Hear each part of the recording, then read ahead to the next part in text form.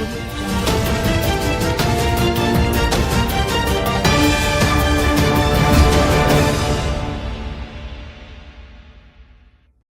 To Waves Media Telugu. Madanapalle tahsildar కార్యాలయంలో Dharmaraju district DPM pension department MPDO Taj ముస్తూర్ pension పంపిణీ సచివాలయ అధికారులతో అవగాహన కార్యక్రమం నిర్వహించారు. ఈ కార్యక్రమంలో ఎంపీడీఓ తాజ్ ముస్తూర్ పెన్షన్ పంపిణీ కార్యక్రమంలో ఎటువంటి అవకతవకలు లంచాలకు తావుండకూడదని తెలియజేశారు. డిమాండ్ అనేది పెన్షన్ నుంచి కటింగ్ డిమాండ్ అనే మాట ఉండకూడదు. కటింగ్ అంటే హౌస్ ట్యాక్స్, భూమి శిస్తో, లేదంటే ఇతర మీరు కట్టాలన్నటువంటి ఇదో ఇలాంటివి ఏవి చేయకండి. అవి చేస్తే గవర్నమెంట్ చాలా చెడ్డ పేరు వస్తుంది. పొరపాటు కూడా చేయకండి. ఆల్రెడీ నోటీస్ ఇచ్చాం జిల్లాలో.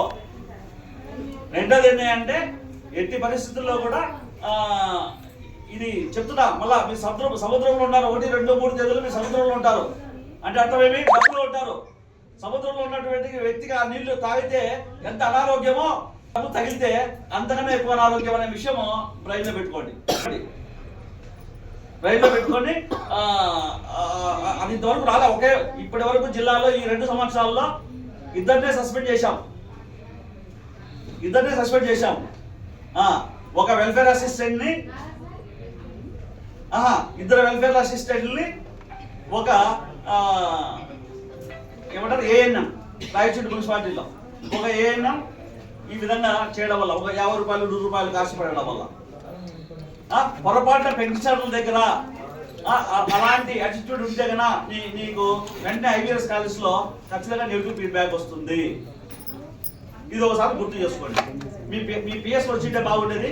మీ పిఎస్లు ప్రతి పిఎస్ మీ 10 మందికి పెన్షన్ తీసుకునే ముందుగా ఈ యొక్క ఇన్స్ట్రక్షన్ ఇవ్వగలిగితే చాలా బాగుంటుంది. ఒకవేళ మీరిద్దరు అంటే పిఎస్ వెల్ఫేర్ అసిస్టెంట్ ఇద్దరు కలిపి కూడా మీరు మిగతా వాళ్ళందరినీ ఒకసారి గైడ్ చేయండి.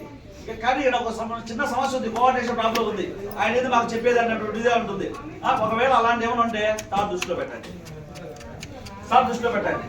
మీరు రిమిటెన్స్ చేయడం కానీ ఇలాంటివన్నీ కూడా చక్కగా చేయగలుగుతున్నారు. ఈ యొక్క గవర్నమెంట్ సమితి మొదటి అంశం ఏంటి?